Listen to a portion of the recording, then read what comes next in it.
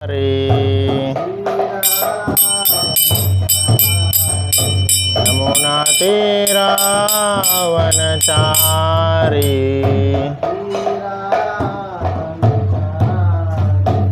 जय राधा माधव कुंज बिहारी।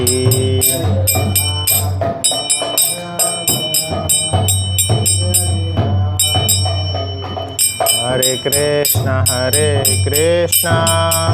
कृष्ण कृष्ण हरे हरे, हरे राम राम राम हरे हरे।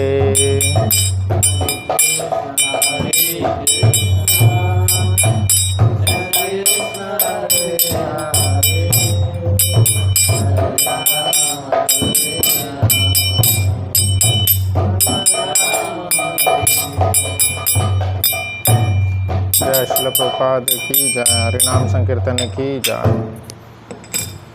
ओम नमो भगवते वासुदेवाय, ओम नमो भगवते वासुदेवाय, ओम नमो भगवते वासुदेवाय।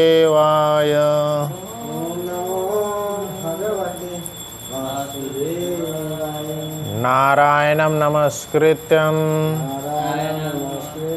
नरं चैव नरोत्तमं, देवीं सरस्वतीं व्यासं ततो जयमुदीरयेत्। नष्टप्रायेषु अभद्रेषु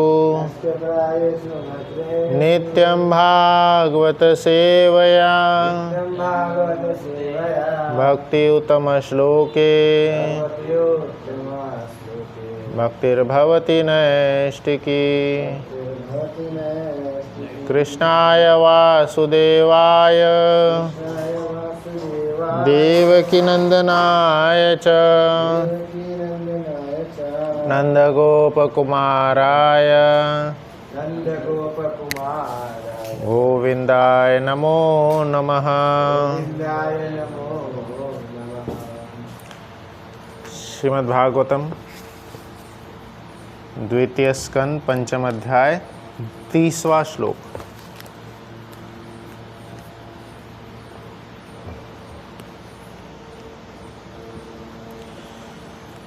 वैकारिकात्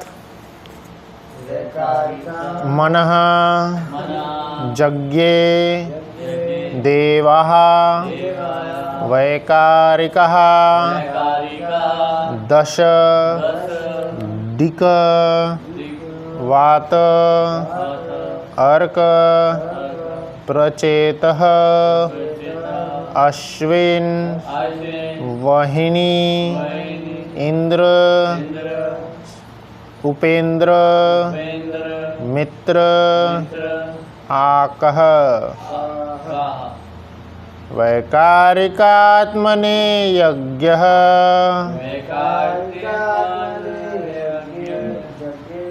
देवाः वैकारिकाः दशः, दिक्वात अर्क प्रचेत अश्विन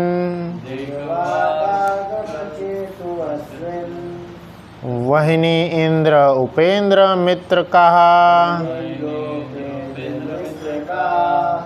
वैकारिकात्मने यज्ञे देवः वैकारिकाः दशः, दिक्वात अर्क प्रचेत अश्विन वहिनी इंद्र उपेंद्र मित्र कहा। वैकारिकात्मने यज्ञे देवः वैकारिकाः दशः, दिक्वात अर्क प्रचेत अश्विन वहनी इंद्र उपेंद्र मित्र कहा। पढ़िए। मनोजज्ञे देवा वैकारिका दश दिग्वार्ताक सचेतुवस्वी वरीयोपेन्द्र मित्रकाः इंद्र मैत्रिकः वैकारिकान् मनोजज्ञे देवा वैकारिका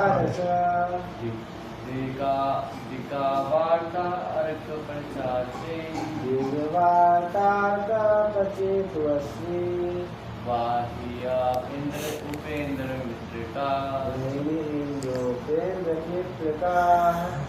शब्दार्थ, अनुवाद एवं तात्पर्य श्रीलयसी भक्तिवेदांत स्वामी प्रभुपाद के द्वारा।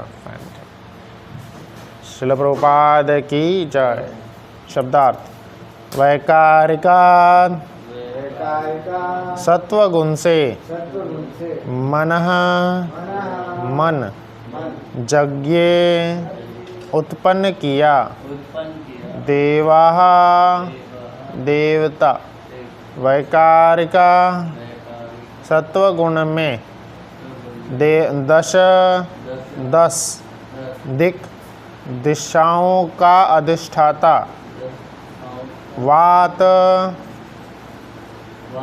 वायु का अधिष्ठाता, अर्क सूर्य, प्रचेतः वरुण, अश्विन अश्विनी कुमार, वहनी अग्निदेव, इंद्र स्वर्ग का राजा,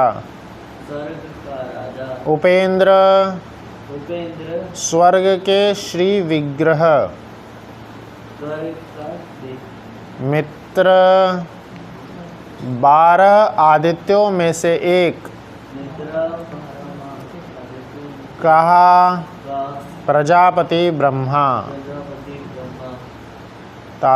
अनुवाद, सत्वगुण से मन उत्पन्न होकर व्यक्त होता है, साथ ही शारीरिक गतियों के नियंत्रक इस 10 देवता भी प्रकट होते हैं।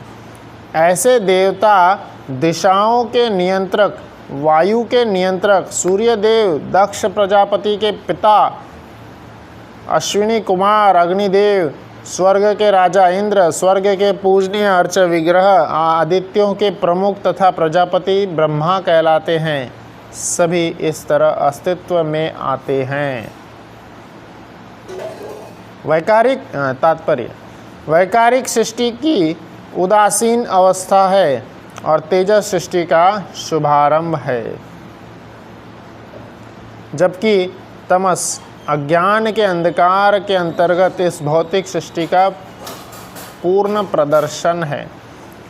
फैक्ट्रियों तथा कार्यशालाओं में जीवन की आवश्यकताओं का निर्माण ही कलयुग में या इस यंत्र युग में सर्वाधिक प्रमुख है, और यही निर्माण अज्ञान की सर्वोच्च अवस्था है।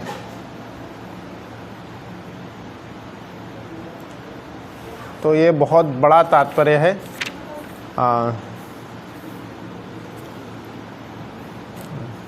तीन पूरा 2 पेज का है। 3 पे इसको फेज़ में मैंने इसका अर्थ को समझा है, तो इसका फर्स्ट पार्ट में पढ़ेंगे, उसके ऊपर कुछ बोलने का प्रयास करूँगा, फिर सेकंड और थर्ड 3 पार्ट में इसको मैंने समझा है। तो यहाँ तक पहला पार्ट है, उसका मैं कुछ बोल करके फिर आगे का समझने का प्रयास करेंगे। ओम ज्ञानतिमिरन्धस्य ज्ञानाञ्जनशलाकया चक्षुरुन्मीलितं येन तस्मै श्रीगुरुवे नमः। श्रीचैतन्यमनोभीष्टं स्थापितं येन भूतले स्वयं रूपः कदा मह्यं ददाति स्वपदान्तिकं। वन्देऽहं श्रीगुरो श्रीयुतापत्कमलं श्रीगुरून् वैष्णवांश्च श्रीरूपं सागरजातं सहगना ललिता श्रीविशाखान्वितांश्च हे कृष्ण करुणा सिंधु दीनबंधु जगत्पते गोपेश गोपिका कांत राधाकांत नमोस्तुते तप्त कांचन गौरांगी श्रीराधे वृंदावनेश्वरी विश्वानुसुते देवी प्रणमामि हरिप्रिये वाञ्छाकल्पतरुभ्यश्च कृपा सिन्धुभ्यः जपतितानां पावनेभ्यो वैष्णवेभ्यो नमो नमः। जय श्री कृष्ण चैतन्य प्रभु नित्यानंद श्री अद्वैत गदाधर शिवासादि गौर भक्तवृंद। हरे कृष्णा कृष्णा कृष्णा हरे हरे, राम राम राम हरे हरे। हरे कृष्णा। इस तात्पर्य में बता रहे हैं, बहुत ही सुंदर रूप से पूरी श्रृंखला का वर्णन हो रहा है, कैसे सृष्टि उत्पन्न हो रही है। पिछले श्लोक में हमने देखे यहाँ पे कि जितने भी मूलभूत पंचतत्व हैं, अग्नि, वायु, आकाश, इन सब का अभी प्राकट्य हो चुका है और सीक्वेंस वाइज होता है। तात्पर्य में दिया 26 से लेकर के 29 में दिया, सीक्वेंस वाइज सभी का प्राकट्य होता है। पहले उनका जो तत्व है वो प्रकट होते हैं, फिर मूलभूत तत्व प्रकट होते हैं। जैसे बता रहे हैं, पिछले तात्पर्य में बताए थे, वायु पहले उत्पन्न होती है, वायु, उसके बाद वायु के मूलभूत तत्व कौन है? इंद्रियाणी भूति, फिर मानसिक शक्ति तथा शारीरिक बल भी पूर्ण होता है। तो वायु आती है, फिर शारीरिक बल, फिर उसके बाद में ध्वनि आती है, फिर ध्वनि के बाद में स्पर्श आते हैं, उसके बाद में जल प्रकट होता है। जल का क्या है? रस, रस का स्वाद पूरित होता है। तो इस तरह से हम देख रहे थे पंच महाभूत जो है इन सभी का प्राकट्य हुआ। तो अभी सृष्टि में एक एक चीज़ धीरे धीरे प्रकट हो रही है और अभी जा कर के सत्वगुण जो है, सत्वगुण से प्राकट्य क्या क्या होगा उसका इस श्लोक में वर्णन आ रहा है। सत्वगुण से क्या प्रकट हो रहा है? मन सत्वगुण से प्रकट होता है और उसके बाद में मन प्रकट हो गया, उसके बाद में यहाँ पे सुखदेव गोस्वामी बता रहे हैं क्या प्रकट हो रहा है। सारे 10 जो प्रमुख देवता हैं, देवतागण प्रकट हो रहे हैं।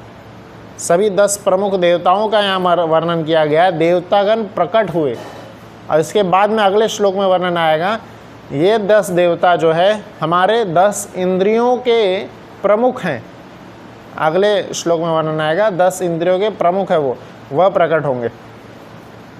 तो पहले देवतागण प्रकट हुए, फिर 10 इंद्रिय प्रकट होंगे और फिर आगे चल के आगे के श्लोक में बताएंगे कैसे उन सबको जोड़ के फिर जो जीवात्मा है उनका प्राकट्य होगा।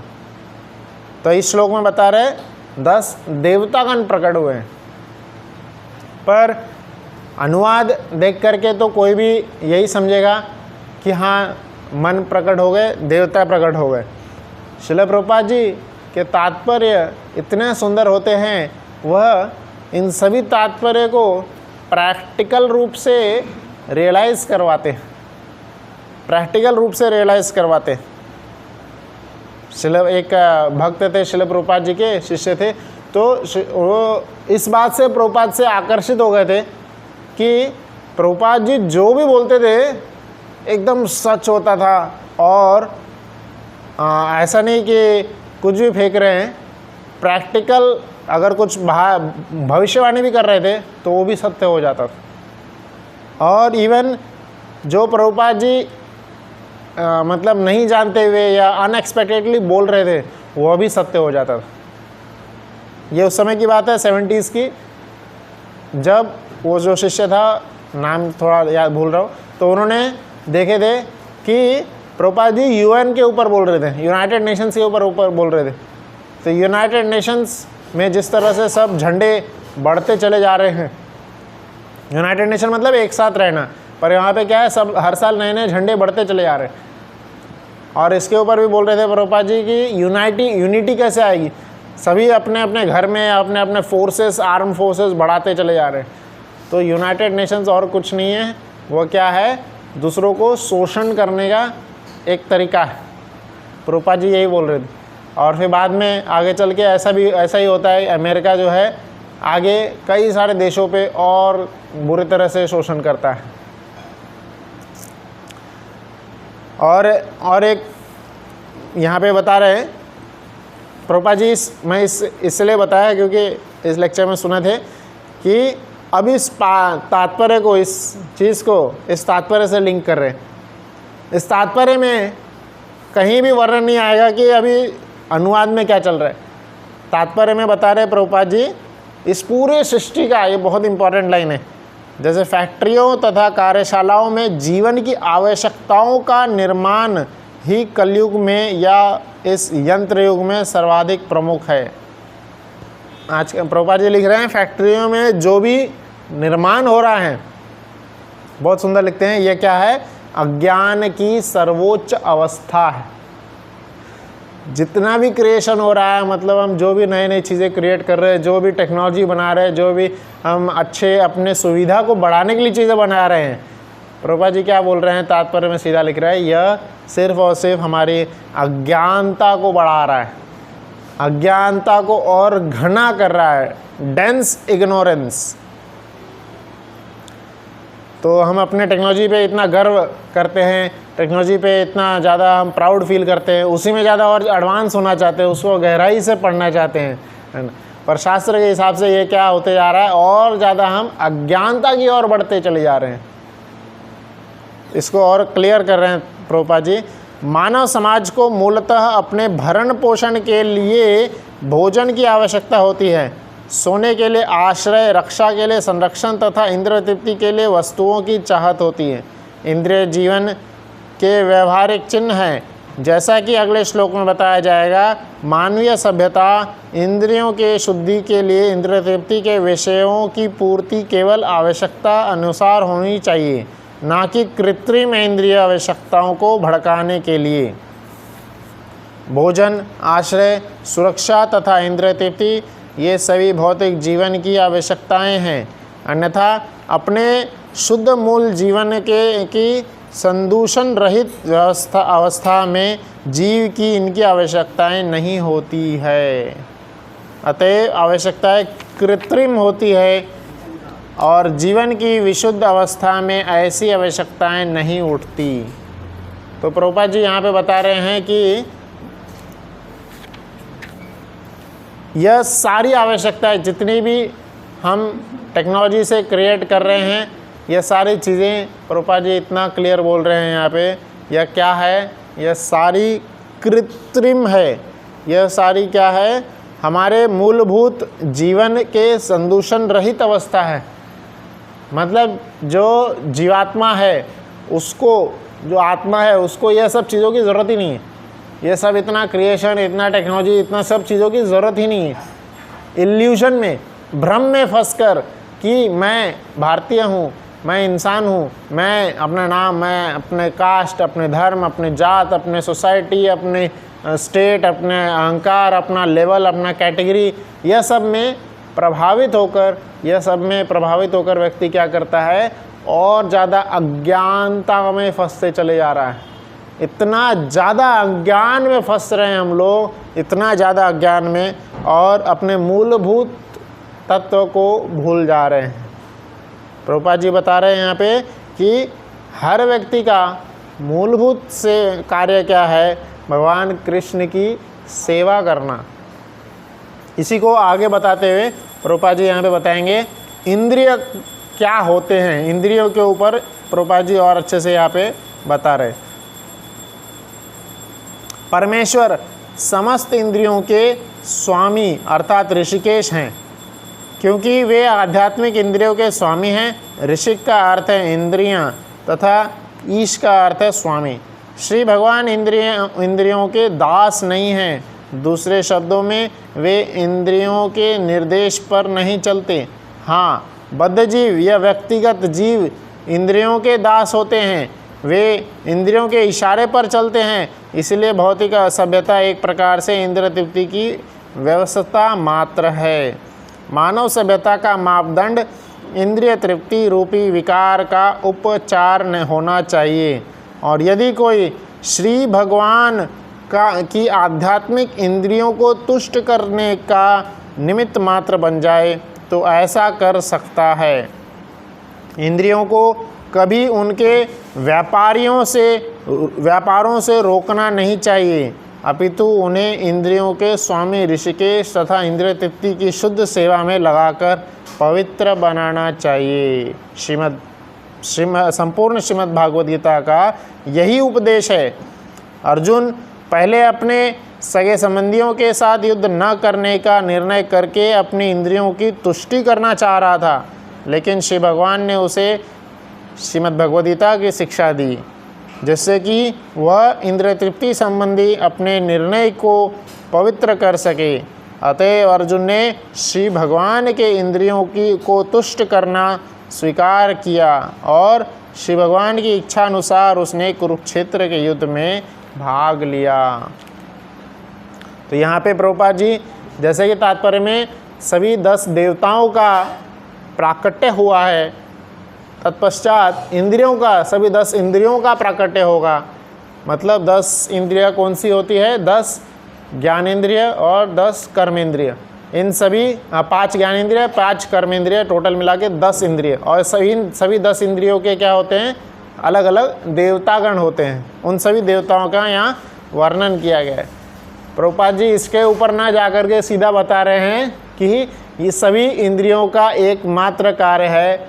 इंद्रिय को संस्कृत में बोलते हैं ऋषिक, और सभी इंद्रियों के जो स्वामी हैं ऋषिक, अर्थात ऋषिक के जो ईश है ऋषिकेश अर्थात कृष्ण, उनकी सेवा करना ही इंद्रियों का कार्य है। डायरेक्टली जो परपट हमें समझना चाहिए, डायरेक्टली आम जनता को समझना चाहिए, वो प्रभुपाद जी सीधा बता रहे हैं इंद्रियों के स्वामी का सेवा करें। अभी देवता कौन है या कौन है यह जानने के बजाय प्रभुपाद जी यहाँ पहला लाइन में क्या लिख रहे हैं? परमेश्वर समस्त इंद्रियों के स्वामी हैं।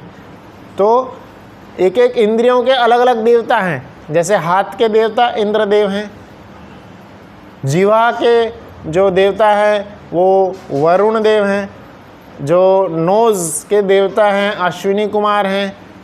तो इस प्रकार से सभी 10 इंद्रियों के अलग अलग देवताओं का वर्णन किया गया है। प्रभुपाद जी बता रहे हैं सभी इंद्रियों के एकमात्र स्वामी कौन है? कृष्ण है।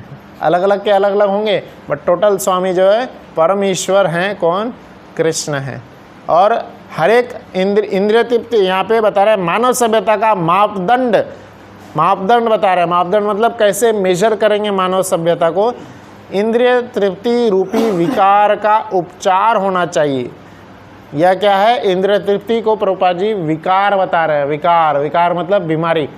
इंद्रिय तृप्ति करना यह इंद्रियों की असली ओरिजिनल पोजीशन नहीं है। इंद्रियों की असली पोजीशन क्या है? भगवान की, कृष्ण की सेवा करना। पर उसमें विकार लग गया है, मैं कृष्ण की सेवा क्यों करूं? मैं कृष्ण की सेवा करने के बजाय मैं खुद उसका भोग करूँगा। तो यह क्या है? यह विकार लग जाता है। ओरिजिनल पोजीशन है कृष्ण की सेवा करना, बट उसमें विकार क्या लग गया? क्यों करूं मैं सेवा? सारा भोग कृष्ण ही ले रहे, मैं खुद भी लूँगा। तो इस प्रकार से वह इंद्रिय तृप्ति में बदल जाती है, सेवा से हटकर तृप्ति में बदल जाती है। जय श्री जगन्नाथ बलदेव सुभद्रा महारानी की जय। तो यहाँ पे प्रभुपाद जी सीधा बता रहा है यदि कोई श्री भगवान का आध्यात्मिक इंद्रियों को तुष्ट करने का निमित्त मात्र बन जाए तो ऐसा कर सकता है। इंद्रियों को कभी उनके व्यापारों से रोकना नहीं चाहिए। तो यहाँ पे बता रहे हैं श्री प्रभुपाद जी सीधा श्रीमद् भगवद गीता का उदाहरण दे रहे हैं। यहाँ पे श्रीमद् भगवद गीता में कैसे अर्जुन जो हैं पहले अपने इंद्रियों के तृप्ति के लिए लड़ रहे थे। उनको क्या लग रहा था? मैं इनको अगर मारूंगा तो मुझे पाप लगेगा, मुझे इन सभी का मैं बुरा बनूंगा, मुझे इससे अच्छा मैं छोड़ के चले जाता हूँ। तो क्या बोल रहे हैं? मैं कृष्णा इसी धारणा को हटाए, तुम शरीर नहीं हो आत्मा हो। और जैसे ही पूरे भगवद गीता का संदेश कंप्लीट होता है 45 मिनट्स में, अंत में अर्जुन क्या बोलते हैं? बहुत सुंदर क्या बोलते हैं? नष्ट मोहा स्मृतिर्लब्धा नष्ट मोहा, भगवद गीता का ज्ञान सुनकर मोह, यह सारा जो क्रिएशन है, प्रभुपाद जी तात्पर्य के स्टार्टिंग में बताए थे, अज्ञान, जितना भी हम बाहर निर्माण कर रहे हैं, सारा यंत्र युग में जो भी निर्माण हो रहा है, यह सारा निर्माण अज्ञान की सर्वोच्च अवस्था है। तो यह पूरा भ्रम में फंसकर व्यक्ति, जीवात्मा जो है, अलग अलग प्रकार के कार्य में फंसा रहता है, अलग अलग कार्य, अलग अलग टेक्नोलॉजी को निर्माण करते रहता है। यह सब अज्ञानता को बढ़ाते चले जा रहा है। और अर्जुन बोल रहे हैं श्रीमद् भगवद गीता का ज्ञान सुनकर वह क्या हो गए, उनका मोह खत्म हो गया। नष्ट मोहा, मोह खत्म हो जाना बहुत बड़ी बात होती है। नष्ट मोहा स्मृतिर्लब्ध्वा, स्मृति, उनकी जो ज्ञान थी वो वापस आ गई उनको। तो ज्ञान, कौन सी ज्ञान वापस आ गई है? आत्मा के ज्ञान। इंद्रिय का असली कार्य क्या होता है? यह ज्ञान, कृष्ण की सेवा का ज्ञान, यह वापस आ गया है। तो सारा मोह खत्म हो गया। कौन सा मोह? मैं शरीर हूँ, यह मेरे संबंधी हैं, यह मेरा परिवार है और मुझे इनको नहीं मारना चाहिए, मुझे इनसे प्रेम करना चाहिए, मुझे इनके लिए कुछ ना तो कुछ कार्य करते रहना चाहिए। यह सब क्या है? मोह है। और मोह खत्म हो गया, नष्ट मोहा। और फिर क्या बोल रहे हैं? स्मृतिर्लब्धा, असली स्मृति जो है क्या? जीवात्मा की जो असली स्मृति है, जीवेर स्वरूप होए कृष्णेर नित्य दास, यह असली स्मृति है, यह वापस आ गया अर्जुन को। नष्ट मोहा स्मृति लब्धा। तो इस तरह से बता रहे हैं हर प्रकार का मोह जो है खत्म हो जाता है भगवद गीता का ज्ञान सुनकर। इसके ऊपर कुछ एग्जाम्पल्स भी बताए जा रहे हैं, कैसे क्या सिर्फ अर्जुन का ट्रांसफॉर्मेशन हुआ है, तो कई सारे भक्तों का ट्रांसफॉर्मेशन हुआ है। कई सारे भक्त हम लाइव इस समय के एग्जाम्पल से भी समझ सकते हैं। ये प्रभुपाद जी की शिष्य है इंद्रदुम्न स्वामी महाराज, उन्होंने एक किताब लिखे थे, वो जंगलों में प्रचार करते हैं, बाहर के जगह पे जा जाके कई सारे ऐसे गहरे गहरे अमेज़न जंगल, इधर उधर बहुत सारे जगहों पे जाके प्रचार करते हैं। ऐसे जगह पे प्रचार कर रहे थे, उधर उन्होंने एक बुक लिखे थे, उसमें बताया ऐसे एकदम ही वीरान जंगल पे गए। वहाँ पे जंगल पे जाने के बाद में एक आसपास कोई नहीं, मतलब मीलों मीलों तक सिर्फ पेड़ ही पेड़, घना जंगल, और अंदर जाने के बाद में एक झोपड़ी टाइप रहती है, एक झोपड़ी दिखती है वहाँ पे। और वो चलते जा रहे थे, चलो यहाँ झोपड़ी है, चलो यहाँ रेस्ट करेंगे और यहाँ पे थोड़ा हम लोग कीर्तन करेंगे और थोड़ा रेस्ट करेंगे, प्रसाद पाएंगे। तो अंदर जा कर के देखे, अंदर एक कंटिन्यूसली कुछ ऐसे आवाज़ आई जा रही थी। तो उन्होंने ध्यान से देखे, गए अंदर, लगता है कोई है, ऐसा लगा, उनको डर लगने लगा सबको। तो अंदर पूरे झोपड़ी में कोई नहीं था। अंदर जा कर के देखे, एक जगह एक दिया जल रहा था, और दिया के पास जा कर के देखते हैं एक बूढ़ी सी औरत बैठी थी, बहुत बूढ़ी सी, वह माला लेकर के जप कर रही थी। इतने वीरान जंगल में, झोपड़ी में, कोने में वो ज्योत जला करके जप कर रही थी, हरे कृष्णा कृष्णा कृष्णा हरे हरे, हरे राम राम राम हरे हरे। यह देख करके वो आश्चर्य हो गए और फिर उनसे पूछते हैं, आप कौन हैं? आप इतना वीरान ऐसे शहर में, ऐसे पाश्चात्य देश में यहाँ पे रह कर जप कर रहे हैं यहाँ पे? तो वो अपना इतिहास सुनाती है। पहले वह फ्लाइट अटेंडेंट थी।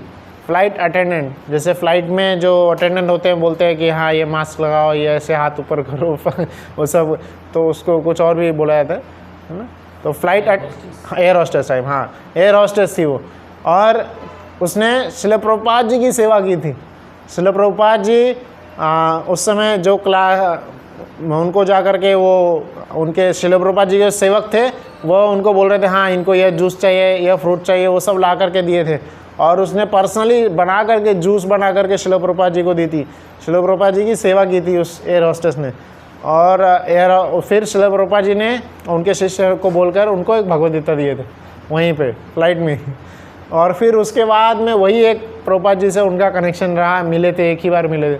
और उसके बाद में वो भगवद गीता को पढ़े, भगवद गीता को समझे, और किसी मंदिर में भी गए होंगे। और फाइनली अभी वो कई साल हो गए, अभी वो बूढ़े हो गए और वो वहाँ पर जो है ट्रांसफॉर्म, फुल्ली ट्रांसफॉर्म। नष्ट मोहा स्मृतिर्लब्धा, उनका सारा मोह नष्ट हो गया, स्मृति वापस आ गई। क्या? जीव का कार्य क्या है? कृष्ण की सेवा करना, और पूर्ण रूप से जप कर रहे और अपना जीवन जो है कृष्ण नाम को समर्पित करते हुए जी रहे। तो ऐसे ऐसे कई सारे एग्जाम्पल्स हैं, कई सारे एग्जाम्पल देखने को मिलते हैं। एक बार एक लेक्चर में एक और बोल रहे थे, एक प्रभुपाद जी के शिष्य थे जो कि बोल रहे थे, वो मायापुर में थे। मायापुर में हर साल जब प्रभुपाद जी उपस्थित थे यहाँ पे, हर साल मायापुर में उन्होंने शुरू किए थे, गौर पूर्णिमा के समय पूरे विश्व भर के लोग आएंगे और यहाँ पे एकत्रित होकर के फेस्टिवल मनाएंगे। शिला भक्ति विनोद ठाकुर की यह भविष्यवाणी थी कि गौर पूर्णिमा एक ऐसा समय आएगा, हर देश के लोग आकर के इस जगह पे गौर पूर्णिमा मनाएंगे। और वही भविष्यवाणी को प्रभुपाद जी चलायमान करते हुए कर रहे थे, सभी को बुलाते थे, हर साल बुलाते थे कि आप अपने जिस भी मंदिर में हो हर साल आइए, यहाँ पे हम सब लोग मीटिंग करेंगे। मीटिंग करने के नाम पे, फेस्टिवल के नाम पे बुलाते थे गौर पूर्णिमा में। तो और गौर पूर्णिमा में मायापुर आना है, और अभी जो कार्तिक चल रहा है, कार्तिक में वृंदावन आना है। यह 2 धाम का प्रकाशित करने का श्रील प्रभुपाद जी बहुत बड़ा भूमिका निभाए हैं। प्रभुपाद जी का अगर बड़ा भूमिका बोलेंगे तो यह भी वन ऑफ देम है। वृंदावन और श्रील चैतन्य महाप्रभु की जो धाम है, कौन? मायापुर, इसको प्रकाशित करना। तो हर साल कई देश के लोग आते थे वहाँ पे। तो उनमें से एक आए हुए थे रशिया के बहुत वरिष्ठ जो आर्मी के रिटायर्ड पर्सन थे, वो आए हुए थे। पर वो जब वहाँ आते हैं तो फिर किसी को पता नहीं कौन क्या है, उनका हिस्ट्री पता नहीं था। तो वह और एक नॉर्मल इंडियन भक्त के साथ उन्होंने रूम शेयर किए हुए थे और एक रूम में रह रहे थे। और उस रूम मायापुर में हम सब लोग जानते हैं इतना बड़ा बड़ा मच्छर है, इतना बहुत बड़ा बड़ा मच्छर दिखेगा वहाँ पे इतना खून चूस लेगा वो आपका तो इंडियन लोग क्या करेंगे, मच्छर को पकड़ पकड़ के ऐसे ऐसे मारने लगे तो उसने क्या बोला, वो प्रभुपाद जी की पुस्तकों को इतना पढ़ चुके थे, वो जो रशियन थे जनरल रिटायर्ड थे, वो बोल रहे थे इतना पढ़ चुके थे, इतना प्रभुपाद जी की पुस्तकों को पढ़े थे, फुल्ली ट्रांसफॉर्म, नष्ट मोहा। फिर वो क्या बोल रहे हैं, नहीं, मच्छरों को नहीं मारना है। अगर तुम मच्छरों को मारोगे तो मैं रूम से चले जाऊँगा, मैं दूसरे रूम में बाहर जाके सो जाऊँगा, मच्छरों को नहीं मारना है। बोले क्यों नहीं मारना? तो उन्होंने क्या बोले, आप तो फॉरेन देश है, आपको ये नहीं समझ में आ रहा है, इतना सारा मच्छर है, हमें नष्ट करेगा। आप बोले मच्छरदानी लगा लो, मच्छरदानी लगाओ पर मच्छर को मत मारो, मैं तुम्हें अपना इतिहास सुनाता हूँ, ऐसा बोल के वो अपना सुना रहे थे। तो वो क्या थे, वो पहले रिटायर, आपने बताते हैं आर्मी में रिटायर्ड जनरल थे, वो जनरल जो होते हैं। तो उस समय यह घोषणा भी थी कि वह किसी जगह पे जा कर के अटैक करने वाले थे, और उनके जो कमांडर थे उन्होंने बोले थे जो जितना ज़्यादा लोगों को मारेगा उसका प्रमोशन होगा। मतलब जितना ज़्यादा नाश करोगे, जितना ज़्यादा लोगों को मारोगे, जितना ज़्यादा तबाही मचाओगे, जो सबसे ज़्यादा करेगा उसका प्रमोशन होगा।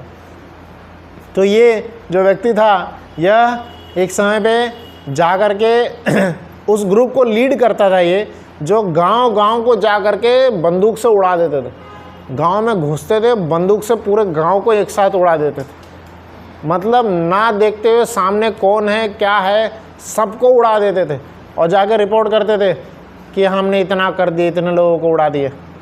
और ऐसा ही उड़ाते उड़ाते कई जगह पे, मतलब कोई गिनती नहीं कितने कितने जगह पे उन लोग गए होंगे। ऐसे ही जाते जाते एक ट्रेन में गए थे, वो ट्रेन में यही कार्य करने के लिए गए थे। ट्रेन में घुस गए और ट्रेन में पीछे से घुस करके, जैसे मेट्रो होती है दिल्ली की, पूरी एक में सब घुस सकते हैं, मतलब एक ही ट्रेन में एक साइड से एंट्री करके पूरे ट्रेन में ट्रैवल कर सकते हैं। तो एक ट्रेन में घुस गए थे, वो पूरा पीछे से में घुसे थे, पीछे से सबको उड़ाते हुए, सबको बंदूक से धड़ धड़ धड़ धड़ सबको उड़ाते हुए जा रहे थे और अंत तक पहुंच गए थे। पूरे ट्रेन में सब लोग उड़ गए थे, कोई भी नहीं बचा था। तब वो हल्ला कर रहे थे, वाह वाह वाह ऐसा कर रहे थे। और उसी समय उनको दिखता है एक व्यक्ति, और वो व्यक्ति क्या कर रहा था, बैठ के एकदम आखिरी में कोने में बैठ कर वो पता नहीं कैसे गोली के निशाने से बच गया था। और वो व्यक्ति वहाँ पे बैठ करके उसके पास चले गए। वो ऐसे बैठा हुआ था, पीछे से वे लोग पीछे थे, तो पीछे से दिखाई नहीं दिया था क्या हो रहा था। तो वो पीछे से जा करके देखते हैं, उनसे बात करते हैं, ये क्या पढ़ रहे थे, भगवद्गीता पढ़ रहा था वो। और उससे इनको पता नहीं था ये क्या चीज़ है, उनको लगा कि ये किताब पढ़ रहे हैं। तो फिर उन्होंने पूछे इसके क्या है ये, तुम्हें डर नहीं लग रहा, इतने सारे लोग मर गए, इतने सारे लोगों को मैंने मार दिया, तुम्हें मृत्यु से डर नहीं लग रहा? तो सीधा ये बोलते हैं नहीं लग रहा डर। तो ऐसी क्या चीज़ पढ़ रहे हो जो तुम्हें डर नहीं लग रहा? सब कुछ एकदम बोले भगवद्गीता पढ़ना। उनको भी दे दिया भगवद्गीता। और फिर जब वो लीडर ने, जनरल जो था, उन्होंने भगवद्गीता पढ़ी और फिर वो क्या हो गया, नष्ट मोहा स्मृतिर्लब्धा। फिर कई समय के बाद में धीरे धीरे वह भी अपना कार्य छोड़ दिए, नियरेस्ट इस्कॉन टेम्पल गए और प्रभुपाद जी से जुड़े और प्रभुपाद जी से मिशन में। आज वो मायापुर धाम में थे, वो 64 माला जाप रेगुलर कर रहे थे। ऐसे कई सारे व्यक्तियों, कई सारे लोगों का एग्जाम्पल आता है जो कि श्रीमद् भगवद्गीता को पढ़कर फुल्ली ट्रांसफॉर्म हो गए, सारे प्रकार के गलत आदतें को, नशा को छोड़ दिए हैं और पूर्ण रूप से अपनी इंद्रियों को भगवान की सेवा में लगाकर भगवान की, ऋषिकेश जो है उनकी प्रसन्नता के लिए जी रहे हैं। हरे कृष्णा कृष्णा कृष्णा हरे हरे, हरे राम राम राम हरे हरे। इस महामंत्र का रेगुलर जाप करते हुए अपने जीवन को निर्वाह कर रहे हैं। मायापुर में आप जाएंगे, मायापुर में 90 से ज़्यादा देश के लोग हमेशा वास करते हैं, वहाँ पे निरंतर रहेंगे। आसपास में पूरा सोसाइटी बनाए हैं, पूरा अपना ही निवास स्थान पूरा बना लिए हैं, फॉरेन से हैं, पूरा देश छोड़ करके यहाँ पे नाम जप में पूर्ण रूप से और कई सालों से लग गए। यह क्या हुआ है? क्यों? क्योंकि कृष्ण नाम का प्रचार कर रहे हैं। मैं खुद भी एक बार वृंदावन गए थे, मायापुर गए थे, वहाँ पे हम जप कर रहे थे, तो एक व्यक्ति मिले थे, वो हमारे बगल में बैठ के प्रसाद पा रहे थे। तो प्रसाद के लाइन में होता है, सबको एक साथ बैठा देते, वहाँ पे बैठ के प्रसाद पा रहे थे। तो हम देखे, मैं बगल वाले से पूछा था, वो पूरा काला था, श्वेत श्याम रंग के थे, पूरा काला। मैं पूछा, उनके जिज्ञासा हुई, ये आप कहाँ से, कौन सी कंट्री से? वो बोला ब्राज़ील से हूँ। ब्राज़ील का था।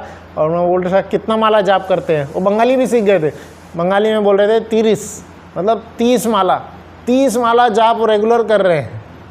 तो ऐसे कई सारे भक्त मिलेंगे जो कि सिर्फ और सिर्फ श्रीमद् भगवद्गीता को पढ़ के पूर्ण रूप से ट्रांसफॉर्म हो गए। तो श्रीमद् भगवद्गीता का ट्रांसफॉर्मेशन कैसे होता है, यह एक लेक्चर में मैंने सुना, उसको बताना चाहूँगा। यह एक लेक्चर में बता रहे हैं भगवद्गीता का ट्रांसफॉर्म 3 तरीके से हो रहा है, 3 तरीके से ट्रांसफॉर्मेशन होता है, या 3 फेजेस में ट्रांसफॉर्मेशन होता है। पहला ट्रांसफॉर्मेशन कैसा है कि अज्ञात रूप से ट्रांसफॉर्मेशन होगा, अज्ञात रूप से, अज्ञात सुकृति मिल जाएगी, ऐसा ट्रांसफॉर्मेशन, अज्ञात सुकृति। तो उसमें कैसा, उसमें भी 2 पार्ट आएंगे, प्री मिशैप, पोस्ट मिशैप। मतलब उनके लाइफ में बहुत बड़ा एक्सीडेंट होने वाला है, उसके पहले उनको भगवद्गीता मिल जाती है, जिसके कारण वो एक्सीडेंट में उनका धन्य हो जाता है। ऐसे क्योंकि अगला महीना जो आ रहा है, मैराथन का महीना आ रहा है, मैराथन का महीना आ रहा है। तो इसके ऊपर जो भी लेक्चर्स मिले, यही मिले कि कैसे भगवद्गीता पढ़ के, क्योंकि इस पूरे तात्पर्य में प्रभुपाद जी बता रहे हैं इंद्रियों को हमें भगवान कृष्ण की सेवा में लगानी है। और एग्जाम्पल दिए हैं कैसे अर्जुन ने लगाया और श्रीमद् भगवद्गीता के वो दिख रहे कि नष्ट मोह हो गया उनका। तो भगवद्गीता का एग्जाम्पल दे रहे। तो एक जुहू में एक ब्रह्मचारी थे, वो भगवद्गीता का वितरण कर रहे थे। और भगवद्गीता का वितरण करते हुए वो अचानक से ही, मतलब ना, वो सभी ट्रेन में जा रहे थे, स्टेशन में चले जाते, सभी ट्रेनों में भगवद्गीता का वितरण करते, और फिर ट्रेन में चले गए थे, उनमें से ये ट्रेन में, और फिर भगवद्गीता कई जगह पे दे दिया, बहुत सारे लोगों ने लिए भगवद्गीता, लगभग 20 मिनट रुकी थी, 20-25 मिनट वहाँ स्टेशन पे रुकी थी, सभी को दे दिए और फिर ट्रेन से उतर गए। और फिर कईयों के पास उनका लगभग 2-3 कार्टून भगवद्गीता चला गया था, एक ही ट्रेन में 20 मिनट में वो टीम थी, पूरे भगवद्गीता बांट दिए। और फिर न्यूज़ में आता है कि वो ट्रेन के जो लोग हैं, अनजाने कारण से, कि वो ट्रेन का हादसा हो जाता है, एक्सीडेंट हो जाता है।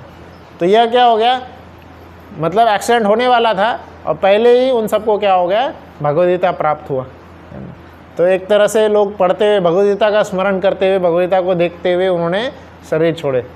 तो यह प्री मिशैप हो जाता है कि अज्ञात सुकृति उनको प्राप्त होती है। और भी ऐसे केस स्टडीज़ मिलते हैं भगवद गीता वितरण के कि जिसमें व्यक्ति सुसाइड करने वाला होता है।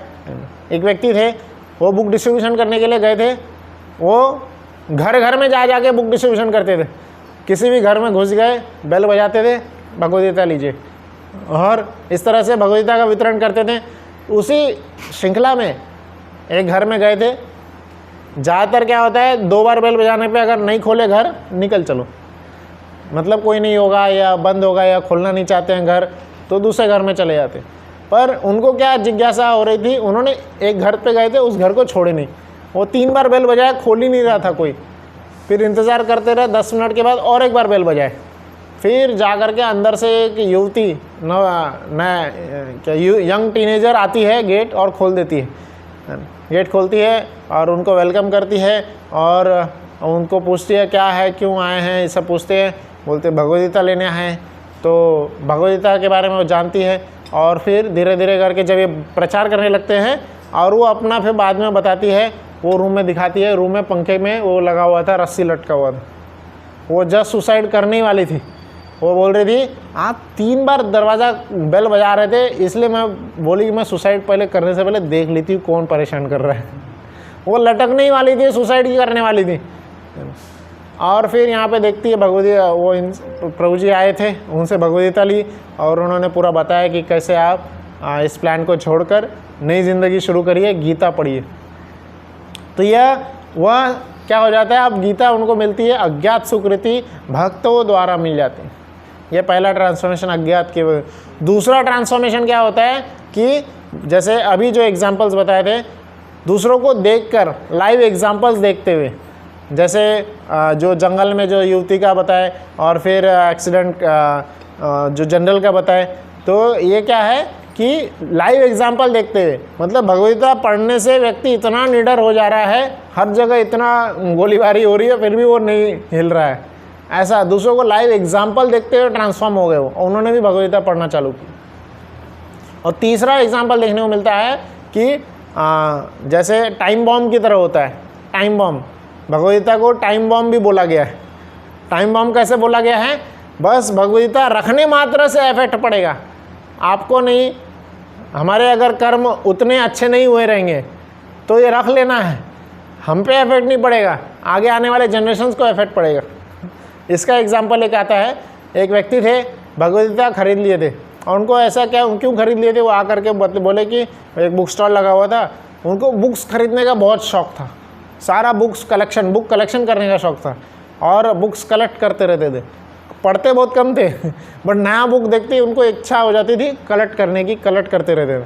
तो ऐसी एक जगह पे गए थे, इस्कॉन के भक्त ने बुक स्टॉल पे भगवद गीता लगा के रखे थे और भी कुछ कृष्णा बुक, भागवतम लगा के रखे थे। उन्होंने बोले कितने बुक्स है आपके पास, सारा बुक खरीद लिए थे उन्होंने गीता, कृष्णा और भागवतम, चैतन्य चैतामृत सब खरीद लिए, ऑन स्पॉट पेमेंट दे करके सब खरीद लिए, लेके चले गए घर में। और उन्होंने बिल्कुल नहीं पढ़े। ऐसा वर्णन आता है कि उन्होंने अपना जो कलेक्शन ऑफ बुक्स रखे हुए थे उसमें डाल दिए और वो पड़ा रह गया।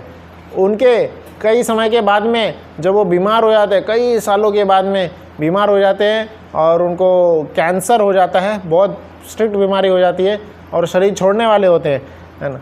कई समय के बाद में फिर उनके पोते आते हैं और उनके पोते आते हैं, उनकी सेवा करते रहते हैं आखिरी के समय में। बेटा भी नहीं, पोता आता है, उनकी सेवा करते रहता है। मतलब आखिरी के समय में दादाजी को जो भी चाहिए होता है, पानी ला के देना, ये।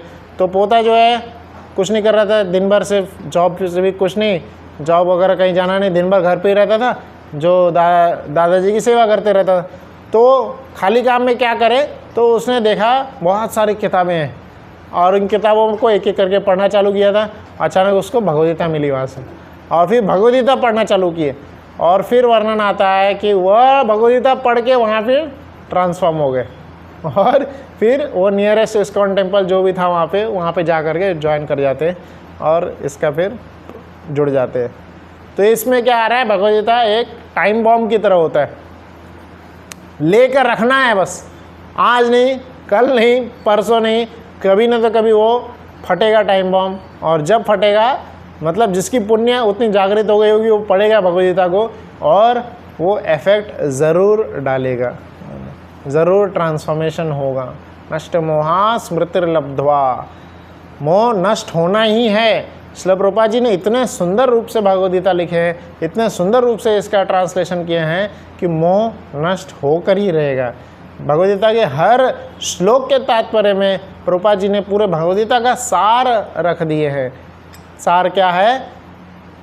भगवान कौन? सार 3 शब्दों में आप डिफाइन, 3 लाइन में डिफाइन कर सकते हैं कि एक व्यक्ति, प्रभुपाद जी यही पूछ रहे थे, एक व्यक्ति जाकर के प्रभुपाद जी को बोल रहे थे, प्रभुपाद जी ने उनको बोले थे जाओ दूसरी जगह जाके प्रचार करो। वो ये 2 प्रभुपाद जी कैसे करते थे, 2 भक्त झगड़ा कर रहे थे, झगड़ा करते रहते थे, ब्रह्मचारी इसके बीच में जमती नहीं थी। तो प्रभुपाद जी के पास कंप्लेंट गया था, प्रभुपाद जी ये 2 ब्रह्मचारी हमेशा झगड़ा करते रहते, टेम्पल प्रेसिडेंट ने बताया। तो प्रभुपाद जी बोले कि वो दोनों ब्रह्मचारी को बुलाए, बोले तुम ईस्ट में जाओ मंदिर खोलो, तुम वेस्ट में जाओ मंदिर खोलो। दोनों को अलग अलग दिशाओं में भेज दिए जाके मंदिर, और फिर मंदिर खोलने बोल दिए, प्रचार करने बोल दिए। वो दोनों बोले ये क्या, हमें नहीं आता कुछ भी प्रभु, हमें कुछ नहीं आता। फिर बोले परम भगवान कौन है? प्रभुपाद जी पूछते हैं, बोले कृष्ण है। तुम कौन हो? मैं उनका दास हूँ। तुम्हारा काम क्या है? कृष्ण की सेवा करना। यही गीता का सार है, जाओ प्रचार करो। गीता में यही जानने योग्य है और कुछ भी नहीं जानना है, जाओ प्रचार करो। तो इस प्रकार से कई सारे भक्त हम देख सकते हैं गीता पाके, गीता का ज्ञान लेकर के ट्रांसफॉर्म हो गए हैं और अपनी इंद्रियों को भगवान की सेवा में लगाकर अपने जीवन को शुद्ध कर लिए हैं, अपने जीवन को पवित्र कर लिए हैं। अंत में प्रभुपाद जी के तात्पर्य का अंतिम पैराग्राफ हम पढ़ेंगे और उसका एक इम्पॉर्टेंट लाइन है, यहाँ पे बता रहे हैं, लेकिन भक्तगण योगियों तथा ज्ञानियों से श्रेष्ठतर होते हैं, क्योंकि शुद्ध भक्त श्री भगवान की इंद्रियों का इनकार नहीं करते, वे तो श्री भगवान की इंद्रियों को संतुष्ट करना चाहते हैं। ज्ञानी तथा योगी मात्र अपने अज्ञान रूपी अंधकार के कारण श्री भगवान की इंद्रियों को नकारते हैं और कृत्रिम रीति से अपनी रुग्ण इंद्रियों के कार्यकलापों पर नियंत्रण प्राप्त करना चाहते हैं। तो क्या है मतलब गलत तरीके से या मैनुअल रूप से वह करना चाहते हैं कि अपनी इंद्रियों को कंट्रोल करना चाहेंगे। पर यहाँ पे प्रभुपाद जी बता रहे हैं इंद्रियों को कंट्रोल करने का तरीका क्या है? भगवान की सेवा में लगाना। भगवान की सेवा में लगाना ही इंद्रियों को कंट्रोल करने का तरीका है। जैसे किसी व्यक्ति को अगर एक व्यक्ति थे, उसका एग्जाम्पल के रूप से समझाते हैं, एक व्यक्ति थे उनको चॉकलेट खाने की बहुत इच्छा थी। प्रभुपाद जी के शिष्य थे, बहुत इच्छा थी चॉकलेट खाने की, हमेशा चॉकलेट खाते रहते थे। कई जगह से समय बचा के पैसे बचा के चॉकलेट खा लेते थे उससे। और प्रभुपाद जी को एक बार वो दंडवत प्रणाम करने गए थे। प्रभुपाद जी को दंडवत प्रणाम करने गए, उनके जेब से चॉकलेट गिर गया। तो प्रभुपाद जी बोले, उनको बुलाया पास में, वो डरने लग गया बहुत ज़्यादा, ऐसा सहक गया। और जब प्रभुपाद जी उनको पास में बुलाए, बोले तुम शाम में आना मिलने के लिए। पूरे दिन भर वही सोचता रह गया, कहीं मुझे डांटेंगे, निकाल देंगे, क्या करेंगे, कंप्लेंट कर हो गया। और जब शाम में आए प्रभुपाद जी के पास, प्रभुपाद जी उनको क्या दिए? चॉकलेट हलवा बना के दिए, बोले ये खाओ। तो इंद्रियों का दमन हम नहीं कर सकते, उनको ऐसे कृत्रिम रूप से हम कंट्रोल नहीं कर सकते, दबा के नहीं रख सकते। कई बाहर ऐसे हम सुनने को मिलते हैं कि इंद्रियों का दमन करना है, जो भी आ रहे हैं अगर गलत है तो आप कंट्रोल करें। पर यहाँ पे श्रील प्रभुपाद जी बता रहे हैं भक्ति में कि इंद्रियों का हम दमन नहीं कर सकते, कभी भी दमन नहीं कर सकते, क्योंकि इंद्रिय तृप्ति की इच्छा कभी भी ख़त्म नहीं होगी। कभी भी इंद्रिय तृप्ति की इच्छा कभी ख़त्म नहीं होती है। तो इसलिए इंद्रियों का दमन न करके उसको हम क्या करते हैं? भक्ति में डाइवर्ट कर देते हैं, डाइवर्ट कर देते हैं कृष्ण भक्ति की ओर। हमें कुछ भी खाने की इच्छा है, उसको भोग लगा के खाएं, धीरे धीरे वह इच्छा पूर्ण हो जाएगी, इच्छा तृप्त हो जाएगी और भगवान की जो भगवान को चाहिए, जो प्योर वेज है, जो प्योर चीज़ है, भगवान को जो भोग लगाना चाहिए, पत्रम पुष्पम फलम तोयम, इस कैटेगरी में हम आ जाएंगे। भगवान वहाँ पे भी 2 श्लोक बोले हैं। पहला श्लोक क्या बोल रहे हैं? पत्रम पुष्पम फलम तोयम यो में भक्त्या प्रयच्छत, मतलब मुझे ये सब चीज़ें चाहिए, ये भोग लगाओ। बाद में अगले लाइन में बोल रहे हैं यद करोशी यद अश्नासी जदाशी यद, जो भी खा रहे हो वो सब लगा दो। क्योंकि कई सारे ऐसे भक्त मिलेंगे जो कि भगवान के इन कैटेगरी में नहीं आएंगे, ये नहीं लगाना है। तो कृष्ण उनके लिए भी बोल रहे हैं भोग लगाना सीखो पहले, जो भी कर रहे हो मुझे मद अर्पणम, मुझे अर्पण करो। और धीरे धीरे कृष्ण जैसे ही व्यक्ति अर्पण करना सीखेगा, भगवान को देना सीखेगा, भगवान को दान करना सीखेगा, भगवान उसकी बुद्धि को धीरे धीरे क्या करेंगे? और ज़्यादा पवित्र करेंगे, और ज़्यादा शुद्ध करते चले जाएंगे। फिर बताएंगे हाँ मुझे क्या चाहिए, असलियत में क्या चाहिए। धीरे धीरे जो है, क्योंकि कई सारे ऐसे लोग होते हैं इस स्टैंडर्ड पे नहीं होते हैं, प्याज लहसुन नहीं, चाय कॉफ़ी नहीं, बहुत ही ज़्यादा कम लोग होते हैं जो इस स्टैंडर्ड पे होते हैं। तो इसलिए कृष्णा बोल रहे हैं जो भी खा रहे हो, जो भी कर रहे हो, मद अर्पणम, कृष्णा को अर्पण करते हुए हमें वो कार्य करना चाहिए, वो खाना चाहिए। तो जैसे ही हम धीरे धीरे कृष्ण को अर्पण करते रहेंगे, हमारे मानसिकता, हमारी बुद्धि शुद्ध होती जाएगी, और फाइनली हम उस स्टेज पे आ जाएंगे जब कृष्ण बोल रहे हैं भक्त्या प्रयच्छति, भक्ति रूप से हम अर्पण करना चालू करेंगे, भक्ति रूप से हम भगवान कृष्ण को देना चालू करेंगे। वही प्रभुपाद जी अंत में बता रहे हैं यहाँ पे, वह व्यक्ति स्वेच्छा से अपनी पवित्र इंद्रियों के स्वामी की सेवा में लगाते हैं, जैसा कि अर्जुन ने किया था। इस तरह वे श्री भगवान को तृप्त करने की पूर्णता प्राप्त करते हैं, जो सारी सिद्धि का परम लक्ष्य है। यही प्रभुपाद जी अंत कर रहे हैं तात्पर्य का, कि इंद्रियों के स्वामी जो है ऋषिकेश, उनकी सेवा में कृष्ण भगवान, श्री भगवान की तृप्ति के लिए हमें अपनी इंद्रियों को लगाना चाहिए, जैसा कि अर्जुन ने किए। और बता रहे हैं यही सारी सिद्धियों की परम लक्ष्य है। जो भी सिद्धि प्राप्त करना चाहते हैं, जो भी अपने जीवन में लक्ष्य हासिल करना चाहते हैं, परम लक्ष्य क्या है? कि कृष्ण की सेवा में लगाना। तो यहाँ पे हम अंत करेंगे। किसी का कोई प्रश्न है पूछ सकते हैं। बेसिकली 3 चीज़ों का जैसे बताया था तात्पर्य में बताए हैं। स्टार्टिंग में बताया कि यहाँ पे जितने भी प्रकार की निर्माण हो रहे हैं वह सारे क्या है? हर प्रकार सारे निर्माण क्या है? अज्ञान की सर्वोच्च अवस्था है। तो भौतिक का, इसमें भौतिक दुनिया में जो भी निर्माण हो रहे हैं, जो भी क्रिएशन हो रहे हैं, प्रभुपाद जी उनको अज्ञानता की सर्वोच्च अवस्था बताए। अज्ञान में डूबने के कारण व्यक्ति ये सब क्रिएशन कर रहा है। तो अज्ञान से कैसे निकलेंगे? अपनी इंद्रियों को कृष्ण की सेवा में लगाकर। और एग्जाम्पल दिए है कैसे अर्जुन भगवद्गीता को पढ़ के इंद्रियों को कृष्ण की सेवा में लगाएं। और अंत में बता रहे हैं कि इंद्रियों को दमन नहीं किया जा सकता, इंद्रियों को डाइवर्ट करके कृष्ण की सेवा में लगाया जा सकता है। और यह क्या है? सारी सिद्धियों का परम लक्ष्य है। हरे कृष्णा कृष्णा कृष्णा हरे हरे, हरे राम राम राम हरे हरे। अगले श्लोक में सभी इंद्रियों का क्रिएशन होगा, तो बाकी हम कल देखेंगे। हरे कृष्णा। श्रील प्रभुपाद की जय।